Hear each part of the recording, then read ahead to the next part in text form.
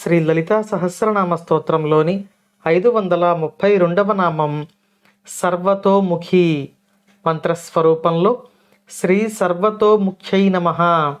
మనం ఇంతకుముందు నామాలలో విశుద్ధి చక్రంలో కొలువై ఉండే డాకినీశ్వరీ దేవి ఒకే ఒక ముఖంతో దర్శనమిస్తుంది. అనాహతంలో కొలువై ఉండే రాకినీశ్వరీ దేవి 2 ముఖాలతోనూ, మణిపురంలో కొలువై ఉండే తల్లి లాకినీదేవి స్వరూపంలో 3 శిరస్సులతోనూ, స్వాధిష్టానంలో కొలువై ఉండే కాకినీదేవి 4 ముఖములతోనూ, మూలాధారంలో కొలువై ఉండే సాకినీదేవి 5 ముఖములతోనూ, ఆజ్ఞాచక్రంలో కొలువై ఉండే తల్లి హాకినీదేవి 6 ముఖములతోనూ దర్శనమిస్తుంది అని మనం తెలియజేసుకున్నాం. ఈ నామంలో దర్శనమిచ్చే సహస్రారంలో కొలువై ఉండే తల్లి అనేక ముఖాలను కలిగి ఉంటుంది అని వసిన్యాది వాగ్దేవతలు మనకు తెలియచేస్తున్నారు.